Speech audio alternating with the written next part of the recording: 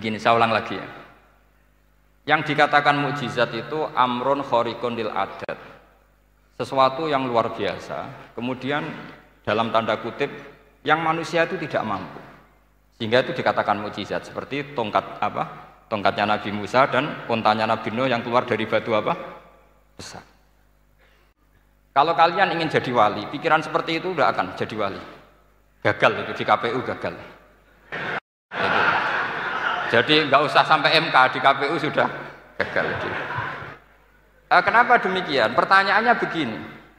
Memangnya sesuatu yang wajar kita lihat keseharian itu dalam kemampuan manusia?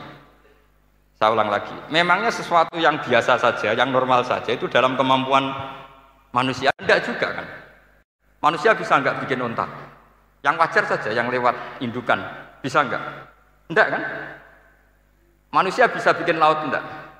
Enggak kan? Jadi kalau mukjizat itu dengan definisi sesuatu yang manusia tidak mampu, memangnya keseharian alam ini manusia mampu? Enggak juga kan? Nah, karena agama Islam dengan logika itu, Rasulullah SAW menolak mukjizat yang seperti itu. Ya, menolak mukjizat yang seperti itu. Makanya saya bilang pikiran pertama tadi itu kriminal, karena itu ditolak oleh Rasulullah SAW. Karena ya itu tadi, kalau itu dituruti, lama-lama kita tidak tahu kedahsyatan ciptaan Allah keseharian. Makanya ketika Rasulullah diminta laula utiya mislama utiya Musa, ya Muhammad itu punya mukjizat kayak tongkat Nabi Musa. Kasolihin Nuh, kasolihi Soleh. Apa karena koti apa? Soleh. Sebagaimana untanya Nabi Soleh. Apa jawabnya Allah? Wa ma min dabatin fil ardi wala ta'iri yatiru bi janahihi illa umamun amsalu. Sebagian dijawab inna fi khalqis samawati wal ardi wa ikhtilafil laili wan nahar sampai saat terusnya wa tasrifir riyah saat terusnya la ayatil liqaumi yaqilun. Karena logika yang terbangun begini, dan ini saya ulang lagi, ini syarat utama jadi wali. Ini masih satu poin. Nanti ACC-nya nunggu ketua-ketuanya. Tapi kamu jangan bayangkan wali itu kayak Sunan Kudus tunda. Jadi kalau kamu jadi wali itu maknanya kullu mukminin waliyullah itu di Ihya kan banyak. Setiap mukmin itu walinya. Tapi maknanya gini, waliyullahi wong sing bisa akeni Allah itu. Jadi enggak usah dimaknani kekasih Allah. Ya. Jadi karena dalam bahasa Arab itu waliyul yatim adalah orang yang kasihan sama anak yatim sehingga diurus segala keperluannya. Perempuan yang perawan punya bapak namanya apa?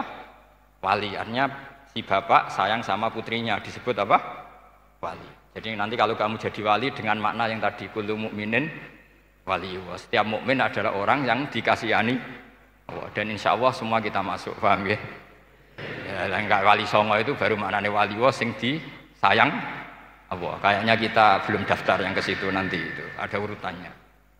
Saya ulang lagi ya. Kalau kita mengakui kudrohnya Allah nunggu mukjizat, yaitu nunggu tongkatnya Nabi Musa membelah Laut Merah, nunggu ada unta keluar dari batu. Maka itu kecelakaan besar dalam tauhid, kecelakaan besar dalam kesaksian kudratullah. Kenapa? Karena alam yang kita lihat keseharian juga tidak dalam kemampuan kita. Alam yang kita lihat keseharian juga tidak dalam kemampuan kita.